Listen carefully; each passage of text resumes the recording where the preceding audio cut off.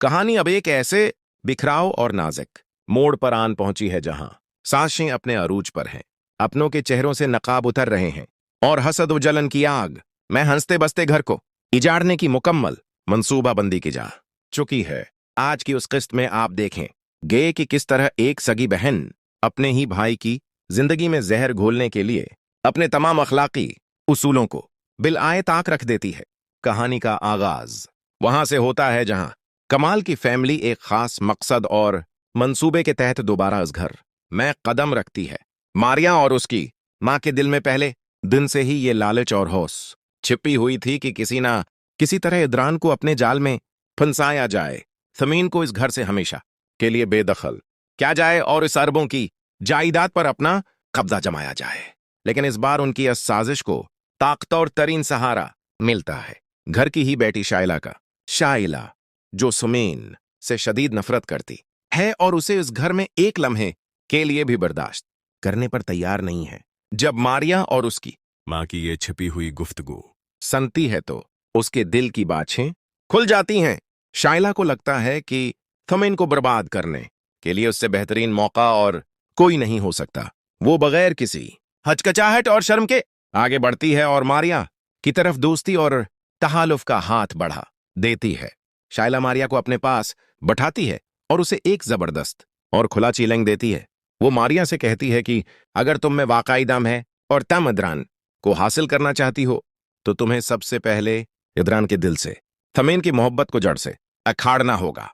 तुम्हें हर मुमकिन कोशिश करके इदरान के करीब आना होगा और उसके दिल में अपने लिए नरम गोशा पैदा करना होगा। शाइला मारिया को कसम खाकर यकीन दिलाती है कि अगर तुमने सुमैन का पता उस घर से साफ कर दिया तो मैं खुद इदरान से तुम्हारा निकाह करवाऊंगी और इस तमाम जायदाद की मलका तुम्हें बनाऊंगी। मारिया के लिए यह बात किसी ख्वाब की ताबीर से कम नहीं थी। उसे तो जैसे बैठे बैठाए एक ऐसा हथियार मिल गया था जिसकी उसे सबसे ज्यादा जरूरत थी। वो इंतहाई खुशी और गुरूर के आलम में शाइला के गले लग जाती है और उसकी तमाम शराइत कबूल कर लेती है। दोनों हाथ मिलाकर उस घटिया और शातराना खेल का बकायदा आगाज कर देती हैं। लेकिन इत्तेफाक से इसी वक्त समीन वहां से गुजर रही होती है। वो दौर से ही शाइला और मारिया को इस तरह एक दूसरे के साथ घल मिलकर बातें करते और गले मिलते देख लेती है। समीन के कदम वहीं जम जाते हैं। इसके जहन में हजारों सवालात जन्म लेने लगते हैं। वो सोचने पर मजबूर हो जाती है कि जिन दो औरतों के दरमियान कल तक सख्त तलखी और दुश्मनी का माहौल था, जो एक दूसरे की शक्ल देखना पसंद नहीं करती थीं, उनके दरमियान अचानक इतनी गहरी दोस्ती और प्यार कैसे हो गया। समीन को इस बात का पूरा शक हो जाता है कि दाल में कुछ न कुछ काला जरूर है और ये दोनों मिलकर उसके खिलाफ कोई बड़ी साजिश बन रही हैं। समीन जब हालात की तह तक पहुंचने की नीयत से उन की तरफ बढ़ती है तो शाइला की नजर उस पर पड़ जाती है। शाइला जरा भी नहीं घबराती बल्कि अल्टा सुमैन को देखकर तंज के तेर चलाना शुरू कर देती है। वो मारिया के सामने समीन को नीचा दिखाते हुए कहती है कि इस घर में कुछ गैर और नापसंदीदा लोग घूम रहे हैं, इसलिए हमें अपनी बातें सोच समझकर करनी चाहिए। शाइला का ये रोखा और जहरीला रवैया देखकर सुमैन खामोश रहती है क्योंकि वो जानती है कि इस वक्त बहस करना फजूल है। इसी दौरान कमाल भी मौकी गनीमत जानकर समीन के सामने आ जाता है। कमाल के दिल में भी सुमैन के खिलाफ शदीद कीना भरा हुआ है। वो थुमीन को खुले आम धमकी देते हुए कहता है कि देखो थुमैन, अब मैं तुम्हारी जड़ें उस घर से किस तरह इखाड़ता हूं। वो मगरूर अंदाज में कहता है कि आज तक जिसने भी कमाल से पंगा लेने की कोशिश की है वो कभी चीन से नहीं जी पाया और मैंने उसका जीना हराम कर दिया है। अब तुम्हारी बारी है। लेकिन थुमैन भी कोई कमजोर औरत नहीं है। वो कमाल की उस खोखली धमकी से डरने के बजाय उसकी आंखों में आंखें डालकर इंतहाई एतमाद से जवाब देती है। समीन कहती है कि कमाल, अपनी ये खाली और बुनियाद धमकियां अपने पास ही संभाल कर रखो। जिस दिन मेरी बारी आई और मैंने तुम्हारी सारी हकीकत, तुम्हारे सारे काले करतूत इदरान और घर वालों के सामने बेनकाब किए, इस दिन तुम इस घर और इस जायदाद के एक एक पाए के लिए तड़पोगे और खून के आंसू रोओगे। शाइला तो तुम्हारी मोहब्बत में अंधी हो चुकी है और आंखें बंद करके तुम पर यकीन कर रही है, लेकिन मैं तुम्हारी असलियत बहुत अच्छी तरह से जानती हूं और इदरान सिर्फ मेरी बात पर यकीन करेगा। इत्तेफाक से अदरान भी कहीं करीब ही मौजूद होता है और वो कमाल और थमिन की उस तलख गुफ्तगू का कुछ हिस्सा सुन लेता है। इदरान को शदीद हैरत होती है कि आखिर घर में चल क्या रहा है। ताहम वो उस वक्त जज्बात में आकर न तो सुमैन से कुछ पूछता है और न ही कमाल को आड़े हाथों लेता है। वो एक अक्लमंद इंसान की तरह खामोशी से हालात का जायजा लेने और अपने तौर पर अंदरूनी तहकीक शुरू करने का फैसला करता है। अगली सुबह कहानी में एक नया और बड़ा ड्रामाई मोड़ आता है। पूरा खानदान नाश्ते की टेबल पर जमा होता है। माहौल में एक अजीब सी खामोशी और तनाव महसूस हो रहा होता है। थमीन सबके लिए नाश्ता तैयार करने और किचन से चाय वगैरह लाने के लिए जाती है। जैसे ही तुमैन किचन में दाखिल होती है, मारिया इस मौके का भरपूर फायदा उठाने की कोशिश करती है। वो फौरन उठी है और अदरान की प्लेट में नाश्ता शुरू करने के लिए उसके बिल्कुल करीब आ जाती है।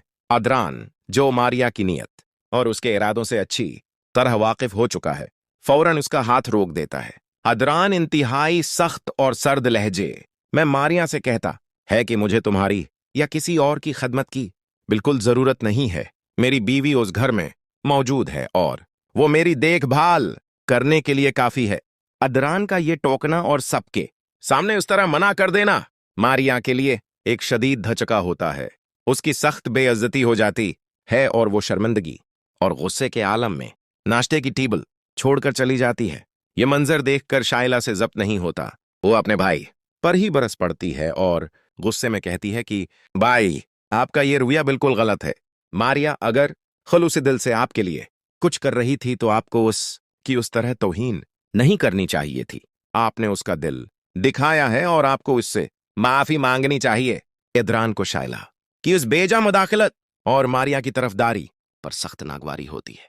वो शाइला से कहता है कि तुम्हें मेरी और मेरी बीवी के मामले में बोलने की बिल्कुल जरूरत नहीं है। अदरान का मूड इतना खराब हो जाता है कि वो शाइला की बातों की वजह से नाश्ता किए बगैर ही टेबल से उठकर अफ्स के लिए निकल जाता है। थोड़ी देर बाद जब तमीन किचन से गर्म गर्म चाय लेकर डाइनिंग टेबल पर पहुंचती है तो वो देखती है कि इदरान की कुर्सी खाली है और वो जा चुका है। इस पर शाइला सारा गुस्सा सुमैन पर निकाल देती है। शाइला जहर अगलते हुए कहती है कि ये सब तुम्हारी ही वजह से हो रहा है। तुम मेरे भाई का ठीक से ख्याल नहीं रख सकती, न उसे वक्त पर खाना देती हो और न ही उसे इस घर में सुकून से रहने देती हो। तुमने उसका जीना हराम कर रखा है। समीन शाइला की ये बेबुनियाद बातें सुनकर शदीद दिख और हैरत में मुब्तला हो जाती है, लेकिन वो खामोश रहना ही बेहतर समझती है। बाद में शाइला और मारिया अकेले कमरे में मिलती हैं। शाइला मारिया को गले लगाती है और खुशी का इजहार करते हुए कहती है कि देखा, आज हमारी पहली चाल कामयाब रही। हमने इदरान को इतने गुस्से में ला दिया कि वो बगैर नाश्ता किए चला गया और अब अदरान और थमीन के दरमियान दिराड़ें पड़ना शुरू हो गई हैं। हम यूं ही आहिस्ता आहिस्ता उनका जीना हराम कर देंगे। थमीन, जो कमरे के बाहर से गुजर रही होती है, इन दोनों की ये बातें सुन लेती है। अब उसके दिल में कोई शक व शबह बाकी नहीं रहता। उसे उस बात का कामिल यकीन हो जाता है कि शाइला अपने ही भाई का घर उजाड़ने और उसकी जिंदगी बर्बाद करने के लिए किसी भी हद तक जा सकती है। शाम को जब इदरान अफ्स से थका हारा और जहनी तौर पर परेशान घर लौटता है तो वो सीधा अपने कमरे में जाता है। थमीन अपने शौहर को इस हाल में देखकर अपने जज्बात पर काबू नहीं रख पाती। उसकी आंखों से आंसू जारी हो जाते हैं। वो इदरान के सामने अपने दिल का सारा गुबार निकालती है और रोते हुए बताती है कि किस तरह शाइला और मारिया उसके साथ नाइंसाफी कर रही हैं, किस तरह उसे बातें सुनाई जा रही हैं और इसका इस घर में जीना दुभर कर दिया गया है। इदरान अपनी बीवी की ये हालत देखकर अंदर से तड़प उठता है। वो सुमीन को अपने करीब करता है, उसके आंसू पूंछता है और इंतहाई मोहब्बत व नरमी से उसे हकीकत बताता है। इदरान कहता है कि सुमीन, तम रो मत, मुझे सब मालूम है। मुझे अच्छी तरह अंदाजा है कि मारिया किस मकसद के लिए इस घर में आई है और वो मुझ पर डूरे डालने की कोशिश क्यों कर रही है। वो मुझे हासिल करना चाहती है, लेकिन वो नहीं जानती कि मेरे दिल में तुम्हारे सिवा किसी और औरत की जगह नहीं है। मैं सुबह भी उसी लिए बगैर नाश्ता किए चला गया था क्योंकि मैं उनका ड्रामा और मारिया की यह नापाक कोशिशें नहीं देखना चाहता था। तुम बेफिक्र रहो, मैं उन्हें कभी उनके मकासद में कामयाब नहीं होने दूंगा। थमीन इदरान का ये रवैया और मोहब्बत देखकर थोड़ी मुतमईन होती है, लेकिन वो जज्बाती होकर कहती है कि अदरान, मैं तुम्हें किसी के साथ भी शेयर नहीं कर सकती। अगर कोई औरत तुम्हारे करीब आने की कोशिश करेगी तो मैं उसे कभी बर्दाश्त नहीं करूंगी। दूसरी तरफ शायला, जो हमेशा की तरह चुपके से उनके कमरे के बाहर खड़ी उनकी गुफ्तगू सुन रही होती है, उदरान की बातें सुनकर जल भन कर राख हो जाती है। उसे अंदाजा हो जाता है कि अदरान को थमीन से अलग करना इतना आसान नहीं है जितना वो समझ रही थी, क्योंकि उदरान अभी भी पूरी तरह से थमीन की मोहब्बत के शहर में जकड़ा हुआ है। शायला फौरन मारिया के पास जाती है और उसे तमाम सुरठाल से आगाह करती है। शायला मारिया से कहती है कि मामला इतना सादा नहीं है, अदरान थमीन के असर में है और वो तुम्हारी किसी बात में आने वाला नहीं है। अगर तुम्हें इदरान को हासिल करना है तो तुम्हें अपने डोरे डालने का तरीका बदलना होगा और ज्यादा शातराना चालें चलनी होंगी। मारिया भी मायूसी का इजहार करते हुए कहती है कि आपका भाई तो मेरी तरफ देखता भी नहीं है। मैंने उसके लिए अपनी जिंदगी दांव पर लगा दी है, लेकिन वो तो सिर्फ तुमीन की ही बातें सुनता है। उस पर शायला उसे दोबारा एक साथी है और कहती है कि तुम हिम्मत मत हारो।